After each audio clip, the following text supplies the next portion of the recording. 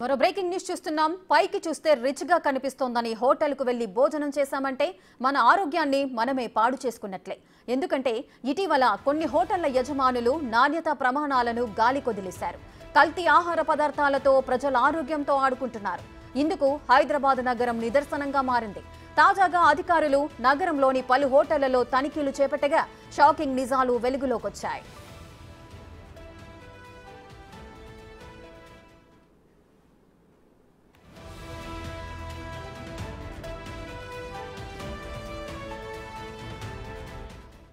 Restaurant food అంటేనే భయభ్రాంతులకు గురయ్యేలా చేస్తున్నారు యజమానులు. లాభాలకు కక్కుర్తిపడి కస్టమర్లకు కల్తీ ఫుడ్ అందిస్తున్నారు. హైదరాబాద్లో పేరున్న రెస్టారెంట్లు కల్తీ నాణ్యత లేని ఆహార పదార్థాలతో ప్రజల ప్రాణాలతో చెలగాటమాడుతున్నారు. ఈ క్రమంలో ఫుడ్ సేఫ్టీ అధికారులు నెల రోజులుగా నగరంలో స్పెషల్ డ్రైవ్ చేపడుతున్నారు. మొత్తం 3 సభ్యులతో కూడిన టాస్క్ ఫోర్స్ బృందాన్ని ఏర్పాటు చేశారు. వివిధ హోటళ్ల నుంచి శాంపిల్స్ సేకరించారు. దాదాపు 29 శాంపిల్స్ నిబంధనలకు విరుద్ధంగా గుర్తించిన అధికారులు వాటిని సీజ్ చేశారు. రిపోర్ట్స్ ఆధారంగా సదరు హోటళ్లపై కఠిన చర్యలు తీసుకోనున్నట్లుగా అధికారులు తెలియజేశారు.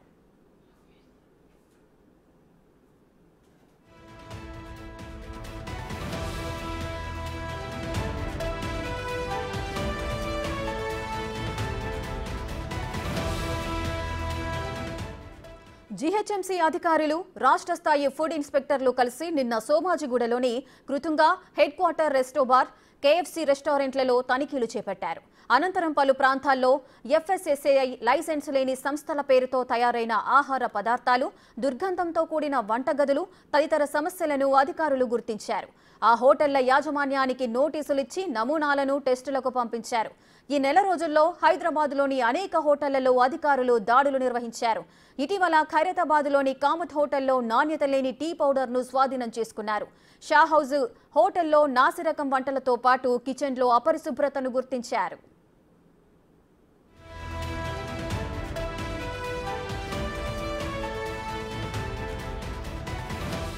గ్రేటర్ పరిధిలోని రాయలసీమ రుచులు రెస్టారెంట్పై ఫుడ్ సేఫ్టీ అధికారులు తనిఖీలు చేశారు.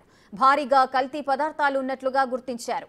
పురుగులు పట్టిన 20 కేజీల మైదా పిండి, 2 కేజీల చింతపండును అధికారులు సీజ్ చేశారు. షా హౌజ్ హోటల్లో శాంపిల్స్ ను సేకరించిన అధికారులు ల్యాబ్స్ కు పంపించారు. వీటితో పాటు ఎక్స్పైరీ అయిపోయిన ఆహార పదార్థాలు, కుళ్ళి బూజు పట్టిన వాటిని కూడా అధికారులు సీజ్ చేశారు. టెస్టుల కోసం వాటన్నింటినీ ల్యాబ్స్ కు తరలించారు. రిజల్ట్స్ ఆధారంగా వారిపై కఠిన చర్యలు తీసుకుంటామని అధికారులు తెలియజేశారు.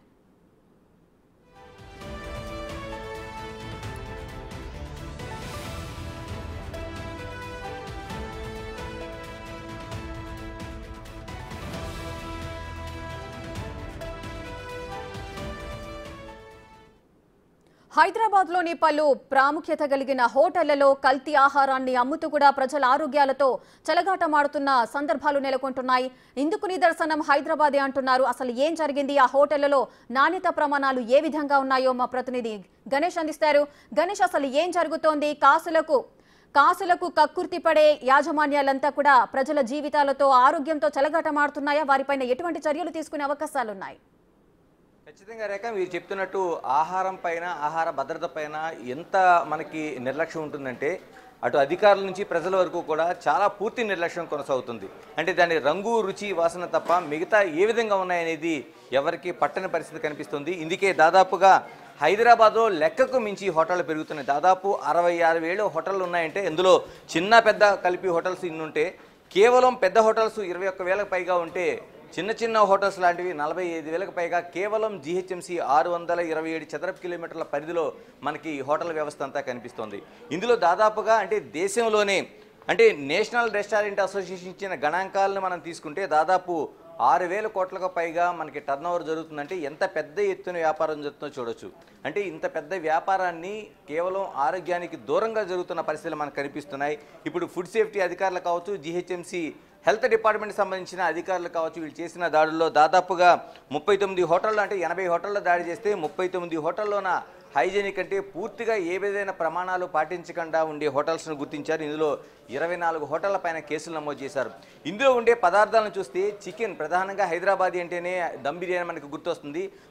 దమ్ బిర్యానీకి ఉపయోగించిన పదార్థాలు అటు రైస్ దగ్గర నుంచి మనకి అక్కడ ఉండే చికెన్ కావచ్చు, మటన్ కావచ్చు, వీటిని కుళ్ళిన ఆహార పదార్థాలు. అంటే ఎప్పుడైతే ఫ్రిడ్జ్లు ఉన్నాయి, ఫ్రిడ్జ్లో దాదాపు నెలల తరబడి, అంటే ఒక్కసారి వాటిని ఇంగ్రీడియంట్స్ అన్ని పెట్టిన తర్వాత ఎన్ని రోజులు ఉంచాలనేది ఒక ప్రాథమికంగా ఆహారం సంబంధించిన నిర్దేశాలు ఉన్నాయి. వీటన్నిటిని పక్కన పెట్టి వీళ్ళు అంటే ఎంప్లాయ్మెంట్ కావచ్చు, లేకపోతే అప్పటికప్పుడు తయారు చేసి రెడీమేడ్గా ఇవ్వాలనే ఫాస్ట్ ఫుడ్ సెంటర్ లాంటివి కావచ్చు, ఈ విధంగా వీళ్ళు కుళ్ళిన మాంసాన్ని పెడుతున్నారు. అంటే ఒకటి కాదు, రెండు కాదు. ఇందులో ప్రధానంగా టేస్టింగ్ సాల్ట్ అనేది ప్రధానంగా కీలకంగా కనిపిస్తుంది. దీని టేస్టింగ్ సాల్ట్ని ఇప్పటికే నిషేధించారు. మరోవైపు కలర్స్ కూడా నిషేధించారు. వీటన్నిటిని కూడా ఇక్కడ ప్రత్యేకంగా ఈ అన్ని హోటల్స్, ఒకటి కాదు రెండు కాదు, అనేక హోటల్స్ మనకి ఈ రూపంలో కనిపిస్తున్నాయి. అంటే టీ పొడిలో కల్తీ కనిపిస్తోంది, కుళ్ళిన మాంసాహారాన్ని ఇస్తున్నారు. తర్వాత అనేక పదార్థాలకి, బిర్యానీ కావచ్చు, మిగతా పదార్థాలు కావచ్చు, స్వీట్స్ కావచ్చు, వీటికి రంగులు అద్దుతున్నారు.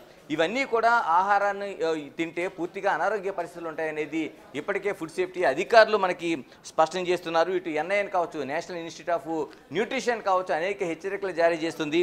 మరోవైపు NSSAI అంటే ఏదైతే food safety and standards authority ఉందో, అథారిటీ అనేక రూపాల్లో ప్రతిదానిపైన ఒక ట్యాగ్ లైన్ అనేది ఇస్తుంది. అంటే వీళ్ళు ఫుడ్ సేఫ్టీగా ఉందా లేదనేది ఒక డిక్లరేషన్ అయితే చేస్తున్నారు.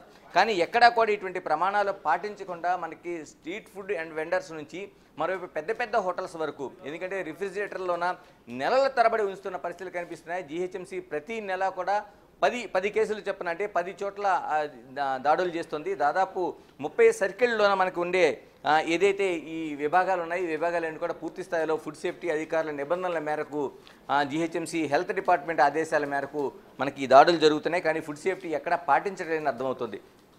అంటే పూర్తిగా తినేవాళ్ళు సైతం మనకు చూస్తుంటాం, అనేక యూట్యూబ్స్లో కావచ్చు, మిగతా చోట కావచ్చు, తక్కువ ధరకి వస్తుంది, పలానా చోట రుచిగా ఉందంటే అందులో ఏం వేస్తున్నారు, ఏం చేస్తున్నారు తెలియదు, మనకి వైరల్ అవుతున్నాయి అటువంటి వీడియోస్.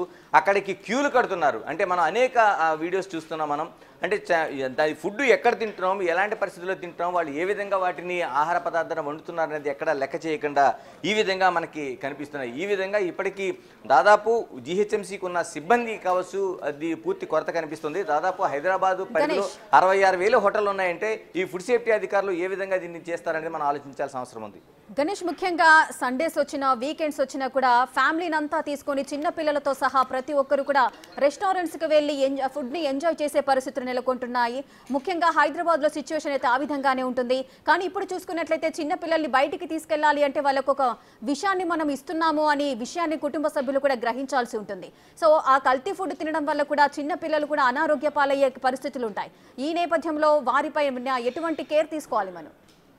ఖచ్చితంగా మీరు చెప్పినట్టు ఒకప్పుడు వీకెండ్స్ మాత్రమే, శని ఆదివారాలు మాత్రమే చాలామంది ఫ్యామిలీతో పాటు రెస్టారెంట్కి వెళ్ళడం అనే కల్చర్ ఉండేది. కానీ ఇప్పుడు ఈ రోజున మనం చూసుకుంటే ఏ రెస్టారెంట్కి మధ్యాహ్నం పూట వెళ్ళినా, సాయంత్రం పూట వెళ్ళినా, ఉదయం పూట వెళ్ళినా మనకి పెద్ద ఎత్తున జనం కనిపిస్తున్నారంటే ఈ ఫుడ్ కల్చర్ అనేది ఏ స్థాయిలో పెరిగిందంటే ఇళ్లలో వండుకునే కంటే బయట తినే కల్చర్ అనేది పూర్తి స్థాయిలో పెరిగింది. దానికి అనేక కారణాలు కావచ్చు. అంటే రుచి, మిగతా అంశాలు ఒక పక్కన పెడితే మిగతావి అంటే చాలామంది అనేక ఈ వడివడి జీవితంలోన ఈ కార్పొరేట్ సెక్టార్లో కావచ్చు, లేకపోతే పెద్ద పెద్ద నగరాల్లో కావచ్చు, వీటన్ని టైంకి హాజరవ్వడం, వాళ్ళు ఫుడ్ ఇంటి దగ్గర నుంచి తీసుకెళ్ళడం కావచ్చు, తిరిగి మధ్యాహ్నం పూట లేకపోతే సాయంత్రం పూట ఇళ్లకెళ్ళి భోజనాలు చేసే పరిస్థితి ఎక్కడ ఉండదు మనకి. ఎందుకంటే చాలా పెద్ద పరిస్థితుల్లో రోజుకి 30 కిలోమీటర్లు 40 కిలోమీటర్లు ట్రావెల్ చేసి ఉద్యోగాలు చేసే పరిస్థితి కనిపిస్తుంది. అందుకని చాలా వరకు ఫుడ్ హోటల్లోనే ఒకప్పుడు శని ఆదివారాలు కుటుంబ సభ్యులతో వెళ్తే ఈ రోజున అనేక మంది ఉద్యోగస్తులు ప్రతిరోజు కూడా మనం చూస్తున్నాం, స్ట్రీట్ ఫుడ్ దగ్గర నుంచి పెద్ద పెద్ద హోటళ్ళ వరకు క్యూలు కడుతూ మనకు కనిపిస్తూ ఉంటారు. అంటే ఇలాంటి పరిస్థితుల మధ్య ఇలాంటి ఫుడ్ తింటే పెద్దవాళ్ళ పరిస్థితి పక్కన పెడితే చిన్నపిల్లలకు అనారోగ్యం పాలవుతున్న కేసులు అనేకం మనకు కనిపిస్తున్నాయి. లీలోఫర్ లాంటి హాస్పిటల్లో మనం ఒక్కసారి చూస్తే అనేక కేసులు మనకు బయటపడతాయి. ఎందుకంటే స్ట్రీట్ వెండర్స్ అమ్ముతున్న ఫుడ్ అంటే అప్పటికి రుచిగా ఉండొచ్చు కానీ ఆ తర్వాత ఉండే అనారోగ్య పరిస్థితులు మనకి ఆందోళన కలిగిస్తున్నాయి.